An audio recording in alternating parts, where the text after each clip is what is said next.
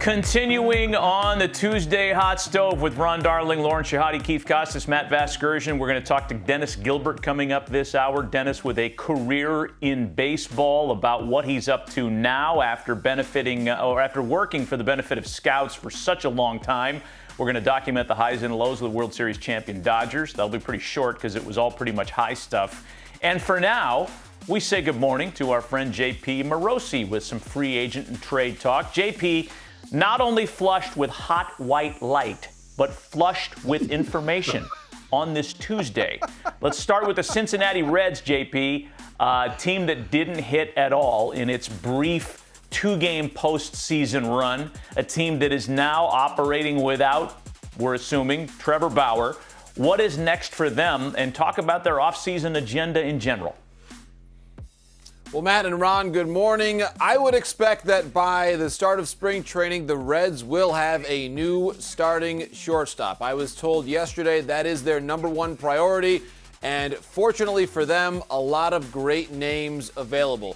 Francisco Lindor via the trade market, perhaps a rare intra-Ohio deal between the Indians and the Reds. Trevor Story as well, you see him there. A lot of focus on Nolan Arenado with the Rockies as a trade possibility, but certainly Story is there as well.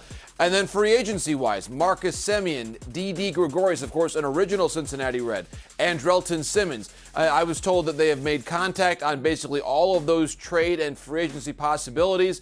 And the Reds, as you point out, it's a pretty wide open NL Central. You think about the St. Louis Cardinals, they really haven't been able to move much this offseason as they wait on the results of the Wainwright and Molina conversation. So the Reds looking to win the division in 2021, and they need a starting shortstop to do so. You know, JP, this might be a two-pronged question here. One, the latest on Kris Bryant, who seems like he might be moving from Chicago. And secondly, and I think for me, more importantly, I don't know if you have anything to share, but how do clubs, other clubs, view Kris Bryant? Rookie of the Year, MVP early in his career, lots of injuries later in his career. How are other teams looking for the compensation for a talented Bryant? Well, Ron, that's a great question because you consider where he has been in his career, former MVP, and then this past season, injury shortened, and the numbers simply were not there at all for Kris Bryant in the 2020 season. Of course, a shortened year. He is still, according to multiple reports, our John Heyman being one of them, he is still going to be tendered a contract by tomorrow's 8 p.m. Eastern Time deadline. That's a really key moment in the overall offseason. You see it there. What's happened the last few seasons? Simply not the same player. Now, but still pretty good. You think about an OPS plus of 121, you would expect him to bounce back and be, even at that level, it's still a pretty good season. On a one-year deal, you would look for him to get there in 2021. So where could Bryant go? Teams that have interest. The Dodgers, yes. Justin Turner, a free agent. They have to find a way to address third base. Well, if it's not going to be Nolan Arenado, it may well be Kris Bryant there. I was told last week the Washington Nationals have had interest in Kris Bryant. There's been some conversation there. And interestingly as well, Mark Gonzalez of the Chicago Tribune reporting in the last week or so that the Boston Red Sox have had a conversation with the Cubs about Bryant going back to the regular season. And if the Red Sox want to find a way to change the conversation away from who they traded to the Dodgers and Mookie Betts, maybe a Bryant deal and just finding some ways to get some new star talent there to contend with the Rays and Yankees could be a good way to handle things. Speaking of the third base market, though, overall, there's been a lot of conversation. One team that's probably not necessarily in the third base market, I guess we'll see, depending on how they handle things now going forward.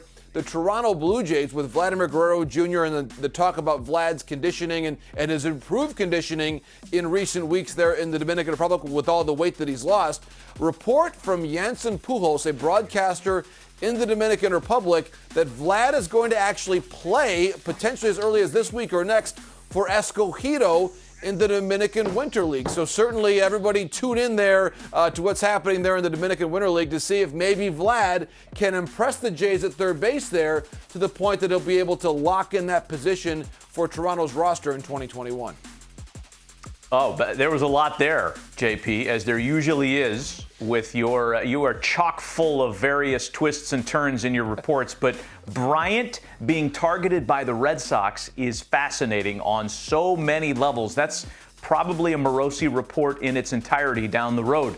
Let me ask you this, however, pointedly with the Red Sox.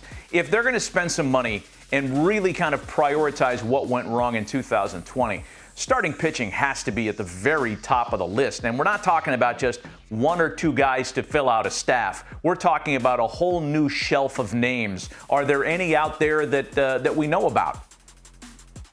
Yes, Matt, and I would say that when you think about the Red Sox, to your point, they'll be on multiple different starting pitchers. And I would say this, that basically when I have talked with agents across the game in the last couple of weeks, hey, which team is calling on your fill-in-the-blank starting pitcher free agent?